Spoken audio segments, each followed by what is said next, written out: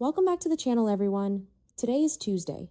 It's a beautiful day to dive deep into the absolute chaos unfolding in Port Charles. And let me tell you, my brain is completely fried from trying to piece all of this together.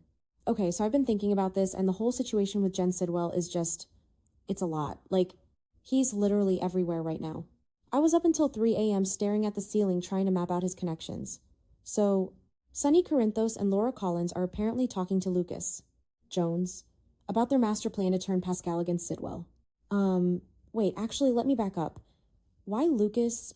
I mean, I know Lucas has been involved in some periphery stuff, but bringing him into a mob-adjacent blackmail plot, Lucas insists that if this is going to succeed, Laura and Sonny absolutely need him. I'm trying to figure out what his specific leverage or skill is here. Is it medical? Is it something to do with those blackmail photos the spoilers mentioned? The notes say he might convince Sonny and Laura to spill the details and pitch in to eliminate Sidwell's leverage. But then again, that doesn't explain why Sonny, of all people, needs Lucas's help to turn a henchman.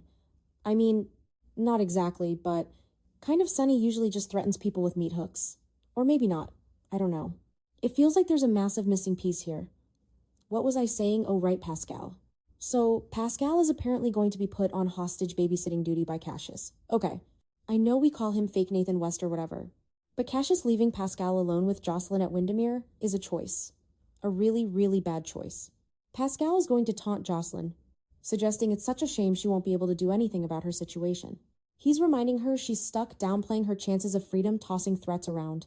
He's totally enjoying the power trip because of what happened at the Five Poppies resort. Actually, no. First, I should mention that Jocelyn is not helpless right now. I think it was a few episodes ago. Or maybe in the weekly preview. Somewhere around there. Jocelyn found those makeshift weapons that Anna Devane tucked away when she was held captive in that exact same cell back in 2025. So Pascal is standing there gloating, talking about revenge for the Five Poppies resort. And Jocelyn is literally just waiting for her moment to strike. It's weird. Like really weird. The whole thing is just weird that Pascal doesn't realize he's walking into a trap. Jocelyn is going to absolutely wreck him. Or maybe she wrecks Cassius. I know the timeline data said she ambushes Cassius, so maybe Pascal leaves and Cassius comes back. Okay, I know I just said the opposite, but hear me out. Maybe she takes out Pascal first, takes his keys or whatever, and then Cassius walks in and she hits him with the chair. My brain is jumping all over the place, but the point is, Pascal is entirely too confident for a guy standing in a room with a highly motivated Jocelyn Jacks, armed with Anna Devane's secret stash of prison shanks. Anyway, the point is... Wait, what was the point, oh Sidwell? Right. Sidwell is also terrorizing the corporate world, because of course he is. Tracy Quartermaine and Brooklyn are meeting with Rick Lansing to get Sidwell out of deception. Tracy insists they need to get him out of their business, hoping Rick can offer some brilliant legal help on how to make that happen. Let's just pause and overanalyze Brooklyn's mental state right now. She is sitting in a corporate meeting about deception, but her brain has to be completely fried. Michael Corinthos just figured out she was the driver of the black BMW that hit Curtis and Jordan. Michael is blackmailing her basically to blow up her marriage with Chase, so Chase will sleep with Willow. So Brooklyn is sitting there with Tracy and Rick pretending to care about Jen Sidwell's corporate shares while she's internally screaming. Probably doesn't matter, but I noticed Tracy is so calm about everything. Tracy already covered up the car damage on Brooklyn's BMW. She's mobilizing Rick Lansing like it's a casual Tuesday. Rick is a great lawyer, sure. He loves to dote on Liz and play the good guy right now. But Sidwell doesn't strike me as a guy who cares about legal loopholes.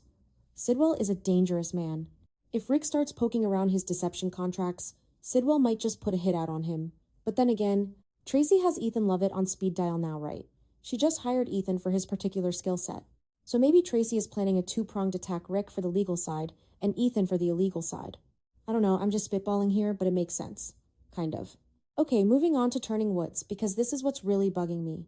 Nina Reeves and Jack Brennan. I am obsessed with this dynamic. So Nina tells Brennan she's his only way out of this mess and encourages him to be her scheming partner. Wait, let me back up. Nina was supposed to give Brennan a second paralytic injection to keep him in that fake locked-in state. But she didn't. She gasped, she backed out, she pitched a plan to Willow to work with him instead. So now Brennan is faking his locked-in status. He's just lying there in his hospital bed, fully conscious, pretending to be paralyzed whenever the nurses walk in. That takes insane mental fortitude. Brennan is grateful Nina didn't dose him, obviously.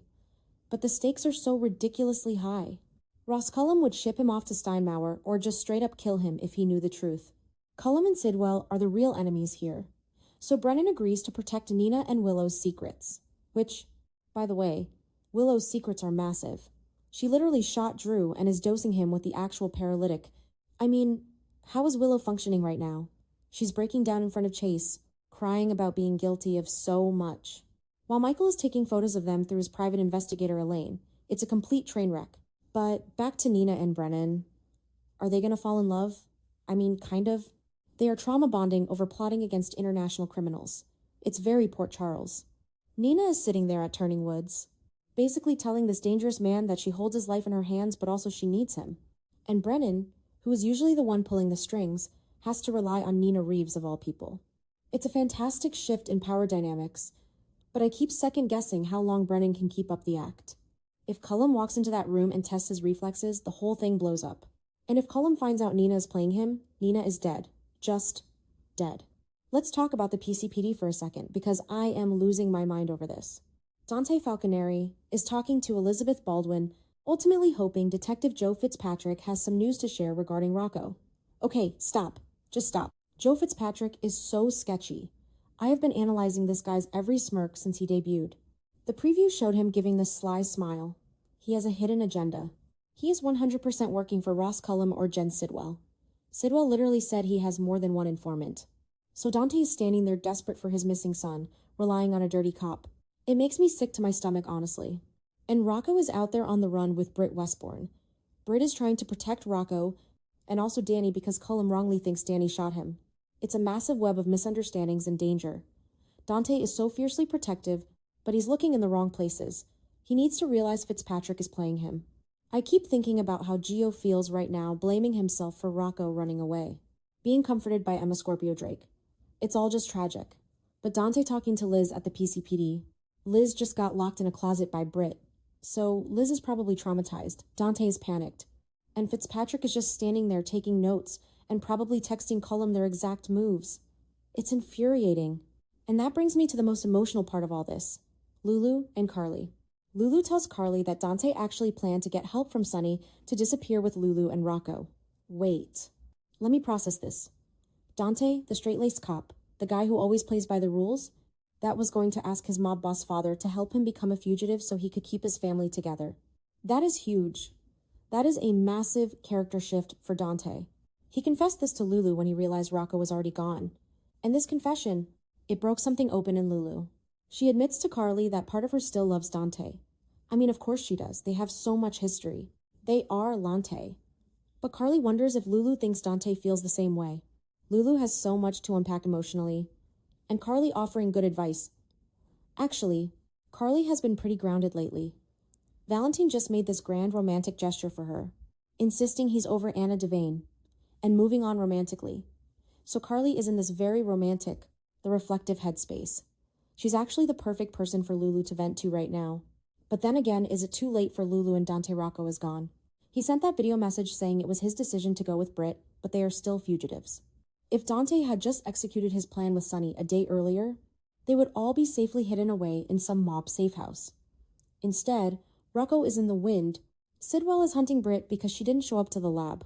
And Lulu is sitting in Carly's kitchen, crying over lost love. It's brilliant soap opera angst, but it hurts to watch. I just keep looping back to Sidwell. How does one man have his fingers in so many pies? He's blackmailing people. He's got shares in deception. He's hunting Britt. He's got Cassius and Pascal holding Jocelyn hostage at Windermere, and he's investigating Marco Rios' killer. It's like the writers just decided to make him the ultimate big bad of the decade. And Sonny thinks he can just turn Pascal, and it'll all be over. I highly doubt it. Even if Lucas Jones comes through with whatever magic leverage he has. Sidwell is too smart. Actually, wait. What if Lucas knows something about Sidwell's health? Lucas is a doctor. Maybe Sidwell is dying, or maybe the blackmail photos involve Lucas in a way we haven't seen yet. I don't know, I'm reaching. But I have to overthink this, because the surface-level explanation never works on this show. There is always a twist. Just like with Michael's cheating trap. Michael is so confident that he can push Chase and Willow together by blowing up Brooklyn's secret. But Michael doesn't know that Willow is literally committing felonies by drugging Drew. If Michael pushes too hard, Willow might just snap and confess everything to the police, not just to Chase. It's weird. Like really weird. The whole thing is just weird.